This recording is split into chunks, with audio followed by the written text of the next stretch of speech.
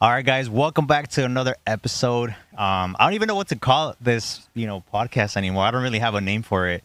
At first, it was a creator network. Now it's, we transition over to content to cash. But I wanted to bring along somebody that I recently met. It's a funny thing that, we both live in the same city. We had never met, but we ended up finding about each other through social media, right?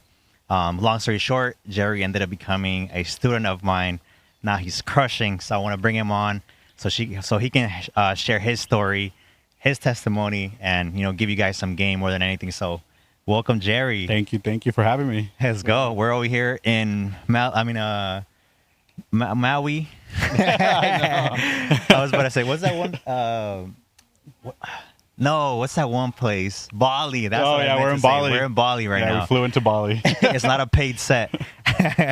No, but really hitting me. Tell us a little bit about your story, bro. I know you just recently got into video. How did that come about? Why video? And share a little bit about your story. Yeah, so I first started with web design and graphic design. So I went to school for coding and I went to school for graphic design. Okay. And I started working with some clients. My first client actually was a real estate agent. Okay. A realtor. I feel like everybody starts out with a realtor client. Yeah. Huh? And it was funny because when I was going to school for coding, she's like, "Hey, I see that you do web design." Mm-hmm. And that was the one thing that I hated the most in school. So she's like, "Hey, you design me a website?" And I'm like, "Sure." And then from there, it went on to like running her social media. And she's like, "Do you do video?" And at the time, I didn't have like a camera or anything like that. So she was okay with me filming through my phone. So I told her, yeah, that's fine. And it wasn't until I think this year when I started noticing just kind of that shift in social media that everybody needs video. That I was like, all right, let me invest in a camera. Let me invest in like learning about all this, about filming. And I think it was probably the beginning of this year when I implemented film into my business. That's crazy, bro, because when I first, when you and I first spoke, I was thinking I don't know why I thought you had been in the game for a while already. Yeah. You know what I mean? I was thinking maybe like 2-3+ years. Yeah. Now that you're telling me this, that we're meeting for the first time in person, it's like, it's crazy. You know what I mean? Because I didn't land my first high ticket client till maybe my third year in business. Okay. You landed it your first within a couple of months, so that's crazy. Yeah. How much were you charging per video when you first got started? So it's gonna sound crazy, but when I first started, I was charging anywhere from $25 to $30 per video, and that's me going to record wherever it is that they wanted to, recording, editing, even posting it for them. That's a caption, hashtag, everything. And I thought my offer was that at the beginning, bro. Yeah, so I definitely came a long way from charging $25 to $30 for a video. That's insane. Yeah. And it's interesting because I've heard people talk about charging $150, $200, which is kind of what I would charge, when I first started for my first single videos, but 20, bro, not even a photo. I know. I didn't, and I don't even know what I was thinking back then. I was like, and I think it was because I was just starting to implement video. Yeah, and I feel like something in my business was always asked by my clients, and I was just wanting to deliver. Okay, and not saying that I did a bad job or anything, but I just always wanted to deliver. Yeah, and I always wanted to scale my business. So I was like, okay, if they asked me, can you do this? I would say I haven't really dabbled into it, but I can learn it. And I learned it fast, and we started implementing it into my business. And that's the most important part of what we do, because if you, I saw somebody that I'm pretty sure everybody's familiar with this quote that says, an entrepreneur is gonna jump out of an airplane and figure out how to fly. Yeah, right. That's the foundation for anything. If you want to be successful, it's like always say yes and then figure out as you go. One, because you have so much pressure to make sure that you actually fulfill on it. And number two, because you're actually hungry for what's at the end of it. Yeah. So I commend you for that, bro. That's huge. From there, what was kind of like the next step after that,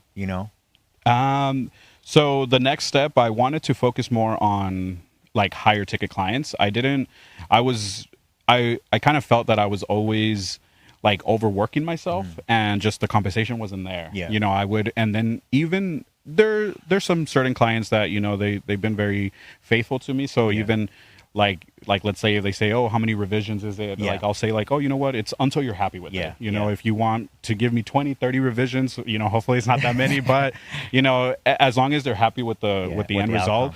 But now And we've talked about it too. Yeah. Like even pricing wise, like it's starting to become where if it's not like if it's not worth not that it's not worth my time, but if it's going to take a long time for me to get that project done, where I can be focusing on maybe getting higher ticket clients and it's going to take less time, brand, and my personal brand and growing, then it's kind of like now I'm at the point where I can kind of turn work down.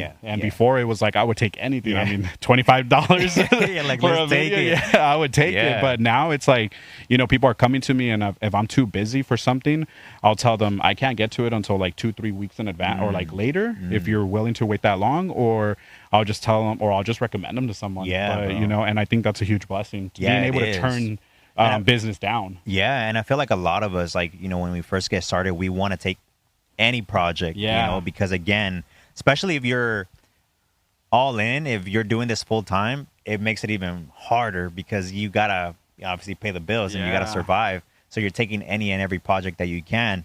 But definitely, I feel like one of the, and I feel like maybe this is like, I was thinking on the drive here, I was thinking about this, right?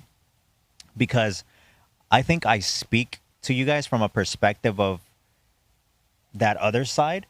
But I also understand that when you're building, it's like that hustle, that it's whatever comes regardless, And so I think I have to be even more aware of that perspective of like, there's a time and a place for my thought process to make sense. I feel like as you're building, that hustle portion plays a big role. The only thing that I would say is never allow that hustle to become your identity.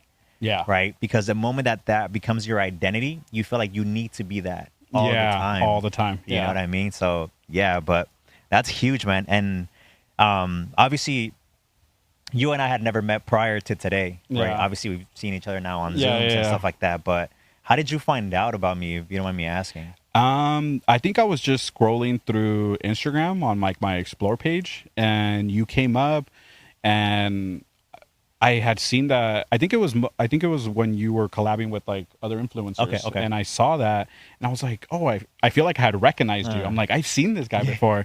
And so then I clicked through your page, and I was kind of just going through your Instagram, and I saw that we had a lot of mutual friends. And I was like, oh we had like a lot of mutual friends. So I was like, oh, okay.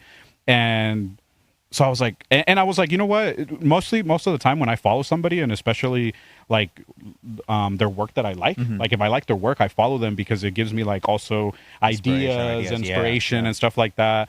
And especially like if I saw that you were killing it in the game, and I was like, okay, well, he's obviously doing something right. Like, let me pick up some pointers.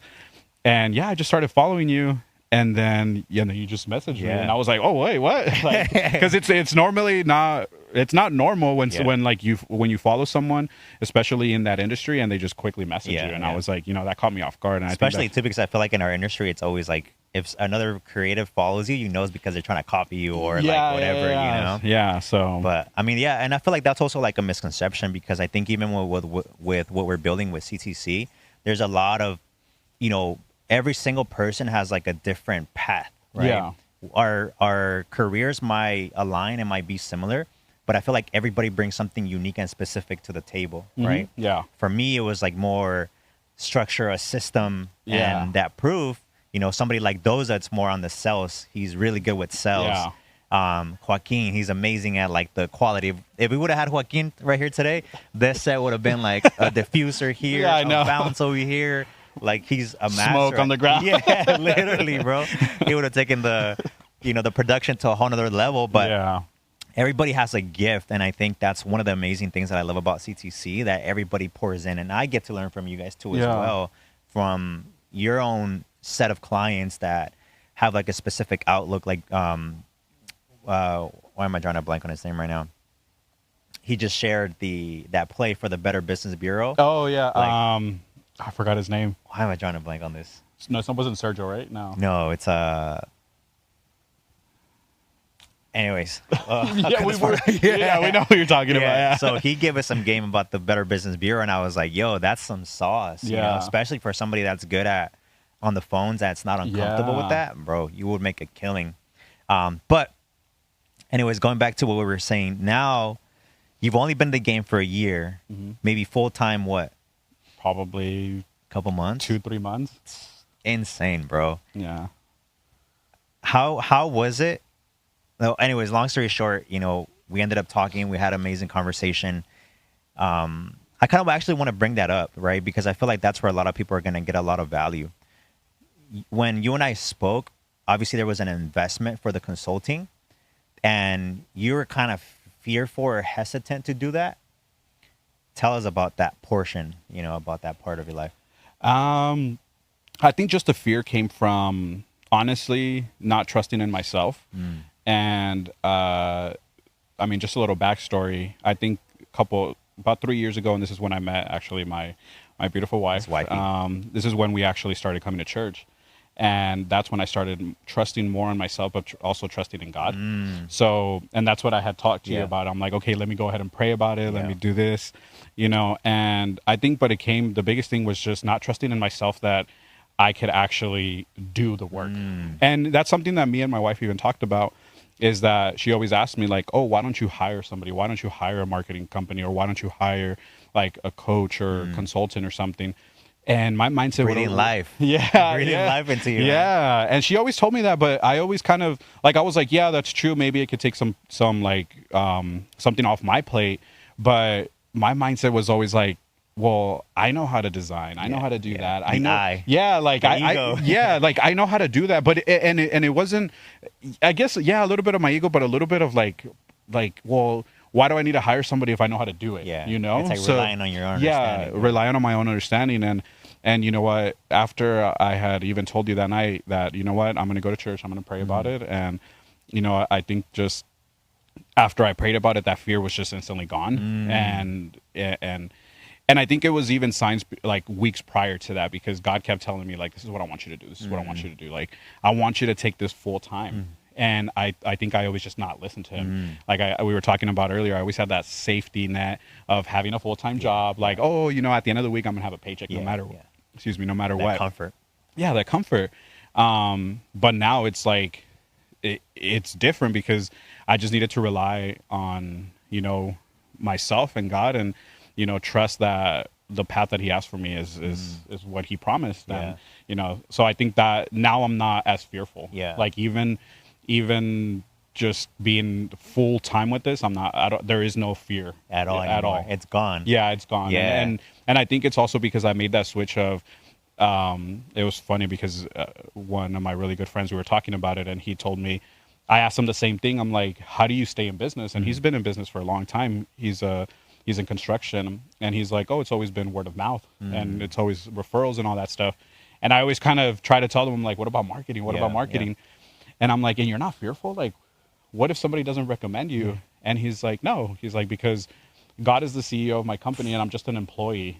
He's like, and God does not want his business to fail. Yeah. So why would I not trust in him? Yeah. So that day he told me that, it just hit something. Yeah. And that same day I made the same commitment. God is the CEO of my company. I'm just the employee. So I'm working for him. And so I think that comes with the pride and the ego and the fear of wanting us as flesh to want to take control of things. And we can't take control anymore. And I feel like that's a major thing. And I think even, you bringing up God, that's something that I've been more understanding to as well, because, we were talking about like the whole influencer things that I was doing and all these business owners and CEOs. I feel like God really gave me the opportunity to be able to taste what that was like, and even see it from like a, let's say somebody from the sidelines. Yeah. And see how all of that can change people. You know what I mean? And he didn't want that for me. You know what I mean? Obviously, he still took me to success, but he allowed for me to be able to see people with even more of it. Yeah. And see what that was like for them in their life, right? And I was having this conversation with my lady too, and I'm like, I now finally understand like why I went through this season of like isolation. Now that I'm coming out of it, it's like God was preparing to bless me for something that I've always desired. Yeah. But he didn't want that to destroy the ultimate mission that he had placed in me. Yeah. And now that I'm understanding of that, it's like, oh my God, I didn't realize I was trying to control the situation the entire time. Yeah. Yeah. That's kind of what I was bringing up, like the ego portion. Not that ego is necessarily always a bad thing, but there's times where we don't realize that ego or fear or control actually controls us more than we might think. No, you know? definitely. And it's so micro sometimes that you don't even realize that it's there, but it's like think about it kind of like a door stopper. Yeah. Right? Yeah. Even a rock won't let that door close. Yeah. So it's mind-blowing. Yeah. You know what I mean? It's crazy. So obviously after that, you know, I think I was watching our conversation that we had yesterday to obviously be able to bring up in conversation. And one of the things that I told you was, you know, my goal is to get you in here as fast as possible to help you get to the revenue goal that you're trying to hit in the shortest amount of time so that the monthly payment is irrelevant. Yeah. And what happened 3 weeks later? I landed I would say my biggest high ticket client in the whole time that I've been in business. Yeah. How much was that? 6,500. Sheesh. Yeah. It took me 3+ years to be able to do that. Yeah. And it was like, and I think I had told you it, like even when I was having that meeting with my client, like it took everything in me not to say another number or to kind of devalue myself, you know, because and that was something that I needed to also shift. Like I know what I bring to the table, so I need to put a value to that number, or a number to that value. So, and like as soon as he asked for the number, I said it, and there was no hesitation. And I'm like, what was the whole fear? Yeah. Like, why was I fearful of saying that number? Yeah. Because at the end you told us like, okay, if they say no or they'll think about it, on to the next. Yep. What's the big deal? Yeah. Yeah. That's always a big one. And I can relate to what you're saying because when I first started, I had a conversation with, you know, my very first client ever. Shout out to Frank. And I remember that whole entire drive, it was going to Eastlake to the, I forget the specific section of it, but it's, you know, that freeway that you have to get the toll road. Yeah. So it's going more towards that way. Oh, okay. And the whole entire time there, I'm like, I knew it was 1,500, right? Or so I thought, right? Now looking back, but the whole entire drive, bro, which was like 25 minutes, I'm telling myself, man, if I'll just do it for 500, you know, just to get something in the door, I'll just do it for 750. Like, yeah, that's what I'll do. As soon as I get there, I'll tell them everything and I'll just charge them 750 just so that I can, you know, get started. But then once I broke it down, and I felt confidence in what I was, you know, wanting to deliver for him at the time, I was like, that's going to be a lot of work. You know what I mean? So I was like, you know, worst case scenario, if he says no, then we'll figure it out, you know? And I just said 1,500. And he was like, all right, when do we start? And I was like, oh, you know, it just blew my mind. But I think a lot of us, that's where we are. And I think that's a whole reason why most creatives get stuck in that cycle of like charging a couple $100 per video, maybe charging 1,500 max for retainers because they don't think they're valuable. They don't really realize the value that they have, or they're in a niche where their value is a lot lower. Yeah. You know? And this is one of the things that we talk about is like you have to find clients in niches where you value a lot because of the profit or the sales price, ticket price that they have in their business. Because, for example, if you're in a, let's just say, antique shop, right? Mm-hmm. Your value isn't really that great there because their return is small. Like maybe $20, $30, $50. So you charging $5,000 is like, bro, like, you know what I mean? That's more than my rent. You know what I mean? But once you get into like industries like, you know, like your insurance broker, trades business, coaches and consultants, etc., you're a lot more valuable because all it takes is for one client for them per month to be able to pay you off.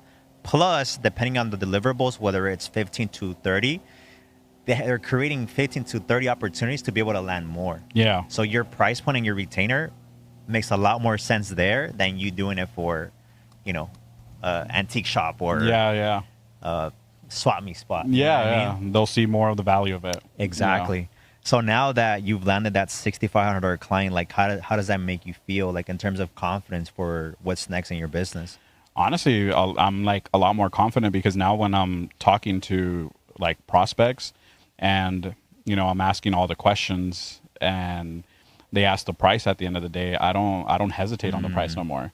And even if I don't land them or if they have to think about it, I feel like there's the right client is always going to come. 100%. But I'm not fearful anymore of when they're going to come or me throwing out a price anymore. Yeah. And I still sort of gauge because, and I think we've talked about it even with the rest of the group.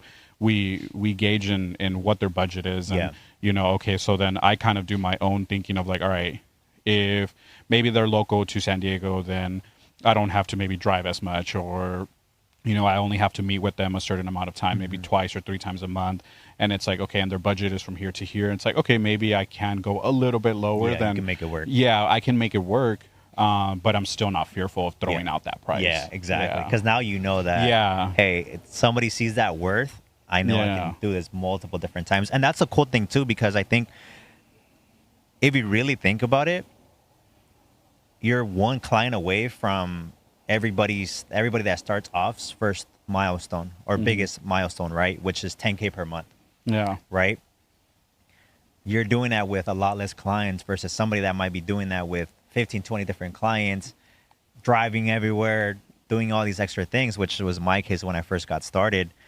You're doing it with a lot less. So that gives you a lot more time to also be able to work on your personal brand. Yeah. Yeah. And I think, and on my personal brand and just other things. And like you said, even different ways of maybe doing some cold calling or reaching out or, creating video ads for my business as well, because I feel like that's where, I sometimes lack, where I don't post enough, or, I'm not really reaching out to people, and I need to start doing that more. So instead of, like you said, having 30 clients in a month and it's barely cutting 10K a month, then I can have maybe 2 to 3 clients and even past that and have a lot more time for myself.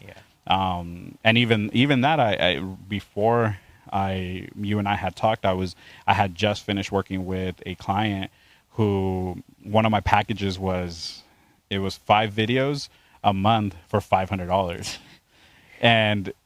And the thing was that I feel like I even lost money because I was probably going to their location maybe 3 to 4 times a week. And I was like, dang, I have a truck. I'm spending like $100 on gas. Like on gas. 4 times that's already $400. I'm already, I already spent the whole, I'm already on negative. Charity at this point. And I look back at that and I'm like, dude, why was I even charging that? Or why did I even allow that? And, now when I get a new client or somebody reach out to me and they ask my price, like, this is my price. It's, I hate to say it, but if it's not in your budget, then it's going to be in the budget for somebody else. Yeah.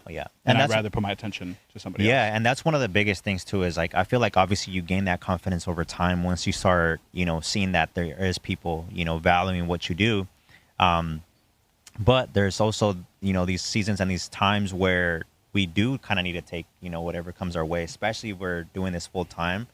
But that doesn't mean that you should get stuck there, right? Yeah. And I always say this all the time. It's like, get to a point where you're able to pay the bills, and instead of just taking anything and everything after that, figure out how you can actually start, landing higher paying clients, so that instead of it being like a margin gap, it's like a massive one. Versus what you're, getting compensated. That one client could be literally everything that these other micro clients are paying you. And you're a lot more profitable, a lot more peaceful. And one of the things too that I always try to say, it's like, prioritize your personal brand, because one of the things that I've noticed, and I would include myself in this, it's like, whenever it comes to doing stuff for clients, we'll be up to like 2, 3, 4 in the morning to make sure the deadline is met, everything. But then when it comes to us, it's like, I can just do it tomorrow. It's not that important. Or I didn't like the way that I sound, I'm not going to post it. But whenever it comes to a client, we're like, oh, that was good. Just post it. It was this. But we have to battle with our own internal, dialogues and conversations too. But it's important because you are going to be your biggest billboard, and nobody is going to cap the limit that you have like a client would if you work on your personal brand and you're always consistently bringing in leads from that. You're in control of that versus somebody else, giving you a paycheck or whatever. Exactly. Oh, yeah. So now, obviously, you're charging $6,500. What gave you the confidence, or what would you say was like the biggest thing that you learned that gave you the confidence to be able to be like, okay, I know I can charge that, and I know I'm going to be able to deliver? I don't know. That's a really good question. I think it's just honestly everything that you've kind of talked to us about, and honestly, like any question that I have, I always refer it back to you before I even do something or, take action on something. And I feel like you always just have an answer for everything. And it just kind of, and there's times where I'll ask you something, but I'm like, okay, I already know the answer, but is that right? Yeah. And so I ask you and you kind of confirm that. And I'm like, all right, cool. Like I was thinking already right. But I think that kind of gave me the confidence. And then, what do you think about the content pyramid? I think the content pyramid would have to be like a big driving factor, especially because we talk about it a lot and we believe in it. We believe in the system and in this framework that it's bulletproof. It's not something that we just kind of one day got together and made up. No, like it's been put in action many times, and we see a lot of businesses succeed from it and get multiple clients from it. And so if we've seen the outcome, why wouldn't somebody else want to do the same thing for their business? Exactly. So, and it's also like the thing that we apply to ourselves too. It's like like I told you, it's like if we are going to sell this to somebody else, let's be the billboard first. Let's be the physical representation, because when you understand the psychological portion of it, it's like, oh, snap, that is true. Yeah. Right? Like, I'm sure you didn't hop on a call with me if I wouldn't have had all the content that I had. Yeah. You know what I mean? Because it makes the world of a difference. So now with that in mind, what would you tell like a business owner that, might be wanting to get into social media, but they don't know, maybe they've had like a negative experience, like working with like a regular videographer, versus working with somebody like you? What would be like the first step that you would take with them? The first step, I mean, honestly, the first thing I would probably say is we're not all the same. Yeah. Because I have ran across a bunch of business owners that they've worked with multiple people and they didn't like the outcome. They had a very bad experience, and I feel like that just gives a bad taste in their mouth trying to work with anybody out in videographer, which, technically we're not that. We bring a strategy to their business. And I think at the end of the day, we're like the creative mind behind their business. The consultants. We're the consultants, and we're not going to just go film a pretty video for you and then pray that it works. Yeah. No, we're here through every step of the way, because if you win, then we win. Exactly. So we want to see you win. We want to see you succeed. Exactly. And it's a long-term relationship too. Yeah, it's a long-term relationship. So I'm not just gonna deliver you the content and then you're never gonna hear from me. No, I'm gonna be following up. And so I think the first thing that I would say is one, show them the proof, show them like obviously the content pyramid, show it to them and show them examples and just kind of tell them like, this is what we've done for other businesses. And this is what's worked for them. Again, no matter the industry, we can apply it to that industry. There might be some tweaks, but it can always be applied to it, because again, it's all psychological. Yeah, 100%. And I had just posted a video about it. People just buy from businesses that they can see and they trust. Exactly. So if we bring in that trust, then there's no failing. Yeah. Yeah. So I think it would just be that, and don't be scared to make that jump and that commitment, or that, like, just don't be afraid to invest in their business. Yeah. Something that I was actually, I know I'm kind of rambling, but something that I was talking to my friend about was, think about like the company Red Bull. Yeah. They're $1 billion company. Yeah. And they spend millions of dollars on marketing every single year. But why would they need to do that? They're already $1 billion company. They're already successful. Yeah, they're already successful, but they understand that they have competitors every single month, every single year. Share. Yeah, and they need to stay relevant. Yeah. So if a $1 billion company spends millions of dollars on marketing, why wouldn't people? Why wouldn't small business owners pay thousands to? Yeah, exactly. And like, so people that say I don't need marketing, it's like, so then you think Red Bull, Apple, Nike, they don't need marketing? Yeah, they do. Yeah, and because they know, again, they need to stay relevant. They need to be seen every single day. They need to bombard your feed with their product. Yeah, 100%. So why would you think that you don't need marketing? That's a mic drop moment right there, and it's super accurate, because I had never thought about it that way, to be honest. Like the way that you positioned it. I mean, I've always just kind of been like, well, I mean, you're going to be out of business soon, right? Yeah. But from that perspective and that analogy of like, every business needs it, and every business that's again, you don't have to be a multi-billion-dollar company to be able to do this, but set aside a budget. Exactly. Set aside a budget that's going to put you in front of a new audience to stay relevant, to stay top of mind. And it's one of the things that, Jerry does too as well. Like, he's not just telling you to do something and not doing it. He's actually setting up his ads, spending money on his ads, and practicing what he's preaching every single day. So my advice to a business owner that might be thinking about working with somebody that outside looking in might look like a videographer, really do your due diligence and ask questions on their framework. What's the psychology behind every piece of content?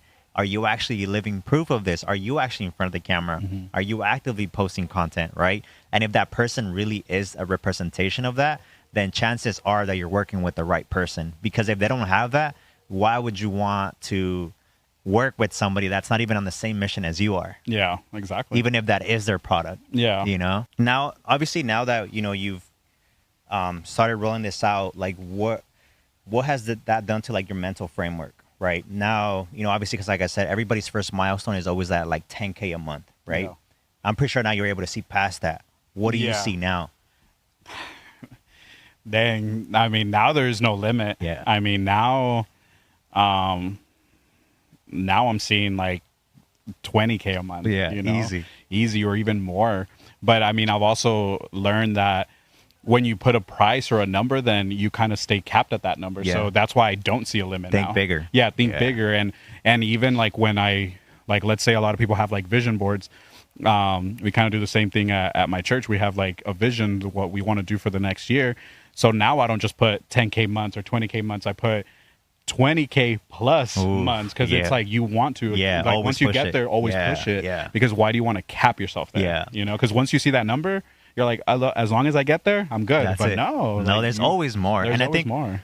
Obviously being men of God, like there's always this like misconception that money is the root of all evil, which I would to somewhat extent agree, right? Because at the end of the day, it's like it's a tool, and what you do with it as a human is what says everything about you, right?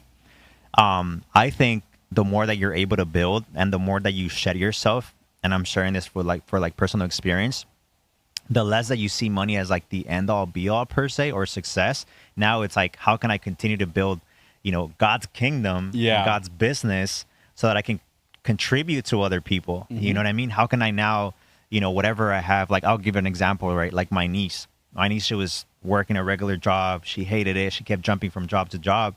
And we're like, hey, why don't you do what we do? Why don't you do this? Why don't you start posting content? Like now she's at 80-something thousand followers. She has way more followers than me. She's doing brand deals. She has a couple of restaurant clients for like $5,000 a month, plus her brand deals. And like, she's crushing it, But again, now it's like, how can you leverage what you've built, take that success, maybe even that money, and help the community, help the church? And that was one of the cool things that you said too. Like, and I don't know if you want me to share this, but I'll share it, and then we cut off if you don't want me to, right? But the first thing that Jerry told me when he landed his first 6,500 was, I'm gonna go tithe. I'm gonna go a tithe to my church. I was like, that's how you're helping the right person. You know what I mean? Yeah. So I commend you for that, because that's huge. You know what I mean? Yeah.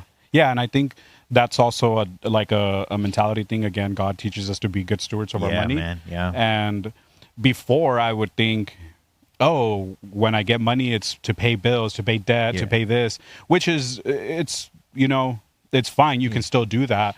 But now it's more of like, how can I be a blessing to others? Yeah. So like, for example, like when me and my wife bought our house, we never looked at it as like, we have a house now, we're successful in life. No, we thought like, all right, now we can invite people. Yeah. Now we can, there's going to be lives transformed in this house. There's going to be people that come in here and feel peaceful. There's going to be people that are going to get prayed for, that they're going to come here and this is going to be their comfort zone. I love that. So now we're able to see it this is a blessing for us, so we can bless others. And even that's how I take my business is, I'm not in it to just, land another client. Cool. $6,500, whatever it is, even if it is $1,500. No, it's how can I be a blessing to them to bless their business? Yeah. So especially too, because I feel like this is one of the things that has happened to me. It's like, the more that I started becoming a man of God, the more businesses the most the more business partnerships that I had with CEOs that were men of God. Yeah. You know what I mean? And it Yeah. also creates that, relationship and that not expectation, but that want to go above and beyond for them. Yeah. Because the impact that that business is having, not just on your business, but also in their family's life and the lives of the people that they employ. Yeah. Exactly. You know what I mean? And so it continues to, again, like God always delivers. He multiplies through people, and that multiplication through people expands to bring them back to God. Yeah. You know what I mean? Yeah. And so it's deeper than just the business portion of it and bigger than just money. It's how many lives are we actually saving through this process? Yeah. And I say this to say because, like, I think even with everything that's kind of going on in this world, like, it made me just be more on fire with just saying the things that I believe in, and not being so fearful and shy about, how I feel about God and, what we represent, as children of Him. And, it's not easy because you are going to be miscategorized, misjudged. Mm-hmm. And it's like, oh, people think that when you start to hold yourself to a standard that you have, I forget what somebody called me the other day. Somebody called me like, what's the word when somebody says that you think you're better than anybody? It's not righteous. It's like they put you on a pedestal. No, it's like I forgot what the word was, but essentially, holy? No. What is it? Holy? No. No, like anyways, like the word is like somebody that thinks they're better than somebody else, and it's like that's not the point. You know, the point is salvation, and obviously people think that God is all loving. He is all loving, but there's commandments for a reason. Exactly. You know what I mean? There's expectations and things that we should and shouldn't do, right? Yeah. And so with that in mind, it's like I just want to continue building my faith, obviously continue to grow the business and empower and help other people. And the cool thing is, bro, that the majority of like guys that are coming into CTC are all men of God. I know. That actually surprised me. Yeah. Because I didn't expect that. And I didn't build it like that. Yeah, no. Well, or, I mean, not that I didn't build it like that, but that wasn't like the intent per se, Yeah, and it was crazy because I think when Javier came in, that's when he started like preaching and all this stuff, and I was like, and I would get out of these Zoom calls and I'm like, dang, like it's crazy, like. And I even thought, did Jose purposely pick all these people, like or does he only work with men of God, or just business people of God? But now that you're saying that, you're like, no, you didn't do that on it, and it's like, wow, it's crazy. So even that itself makes me confident, knowing that I'm in the right program, and that I'm being like coached and consulted by the right person. Yeah, because the core is different. And that's also kind of one of the things too, where I've been in like a bunch of coaching programs too as well, and I'm like, you're just another number. You know what I mean? And I think also too, like one of the big things that my brand, I'm always trying to be as transparent as possible. Good, bad, ugly, in between, process, all of that, right? And I think oftentimes when people online, they hear talking about God, they think it's just a vehicle to create that trust and help to sell the product, but we actually live it. You know what I mean? And I think that's one of the foundational things, that the moment that people join CTC, it's deeper than that. You know what I mean? It's deeper than just the money and the content and the strategy and the client. It's like, how can I pour into you? Because you are a child of God, and because you are a child of God, I have to nurture you from a point. Not that you're less, like, not further back per se. But it's like, I want to pour more into you because I know the blessings that are going to flow through you. You know what I mean? And I'm pretty sure now when somebody needs help from you, now you're going to continue to do the same thing, and it just snowballs into honoring His name. Yeah. And I think like even, I mean, again, probably if we don't want to say names, but and again, if we did, you can cut it out. Like Doza, I know he struggles a lot with like how he always talks about like stewarding. Where does he invest his money in? And he feels like he's always on that repetitive. And I feel like you always remind him like, be good steward, be good steward of your money, invest it wisely, invest it.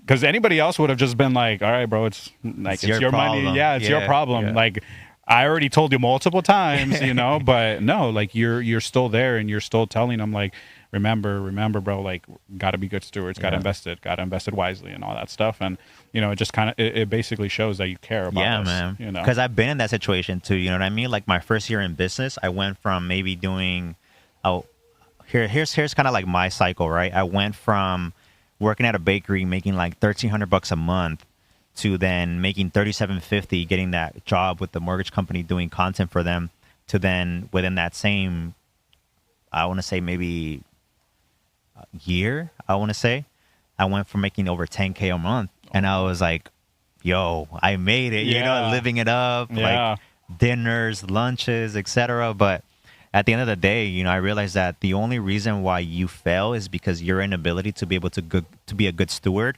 of the things that have already been entrusted in you. Yeah. And the more that you're cautious and intentional with what you do with that money, whether you think it's small or big, if you're smart with it and you're intentional with it, you can do amazing things. Like I always say this all the time, right?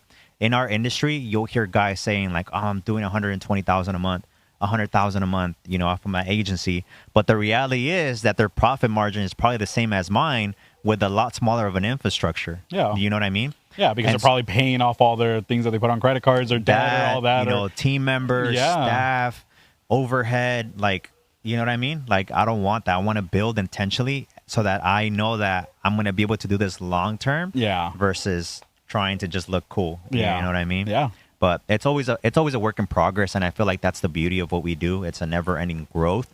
But yeah, man, do you have anything else you want to leave them off with? Maybe. No.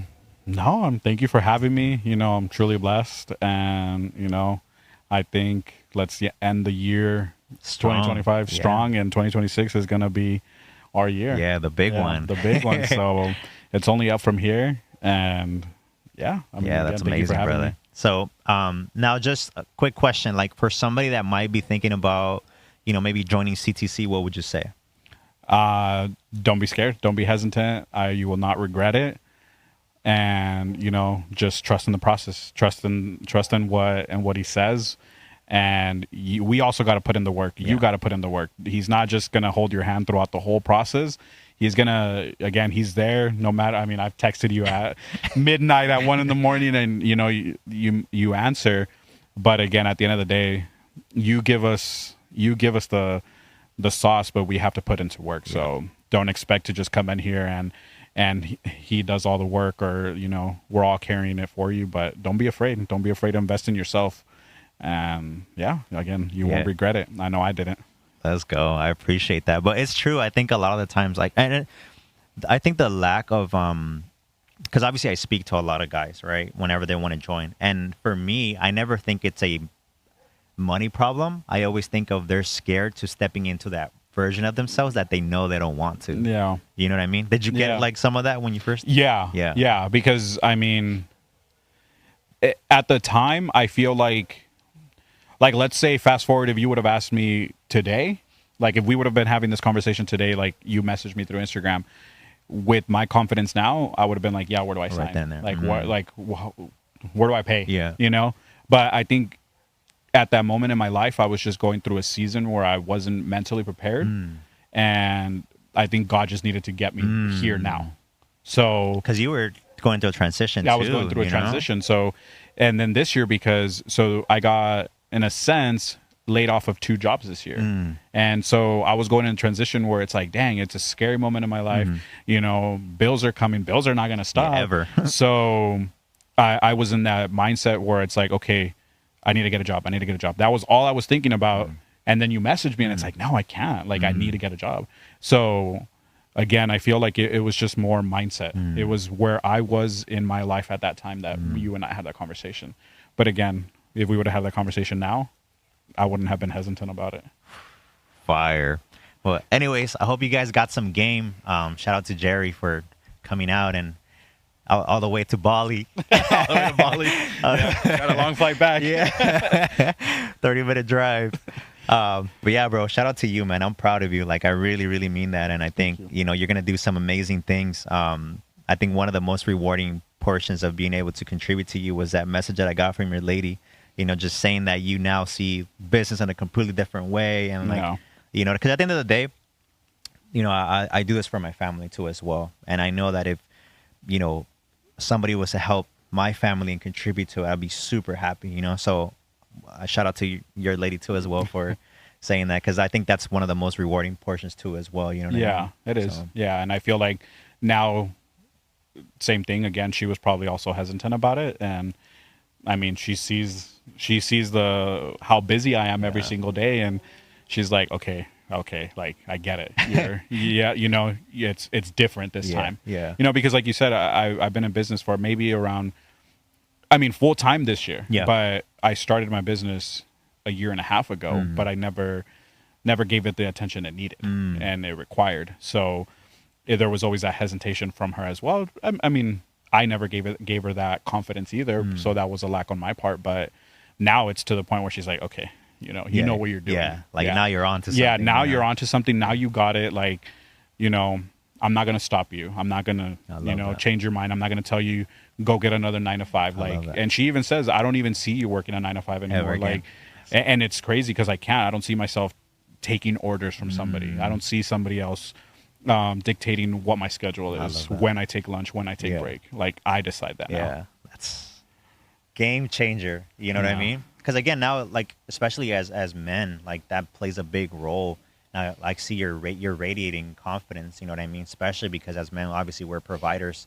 Especially having a family. You know, so for her to have that full confidence, I'm pretty sure that gives you even more confidence to be like, I got us, you know, like, we're going to take it to that next level and just be able to give your life the family that you've always dreamed of. You know what I mean? So I'm proud of you, bro. Thank you, bro. Thank you.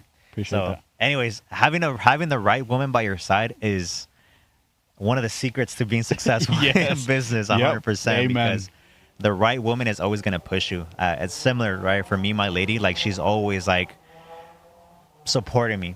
Even if my ideas were crazy, she was always like, I just know that you're going to figure it out. Yeah. And that just gave me more confidence to continue. Doesn't mean that I didn't make mistakes and that I didn't fall flat on my face, but it gave me the confidence to be like, you know what? I know. I got this. Like, if she supports me, like, we'll figure it out regardless. You know? So that's the secret sauce. Add that to the content pyramid. I know. Way at the right next to the video ad. Portion. Get the right woman. Or if you're a girl, get the right man. That's the next question we're going to ask our clients. Are you married? Are you married? Exactly. But anyways, hope you guys got some value from this. And above all glory to God. That's the most important piece. Yes, because we're operating a business, we're going to bring up money, we're going to bring up clients, we're going to bring up success. But foundationally, the biggest thing that we want you guys to take from this is all glory to God.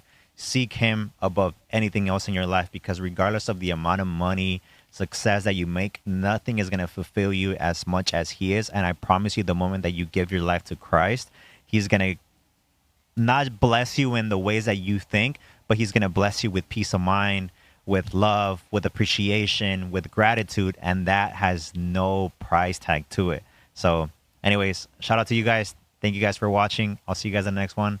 Let's go.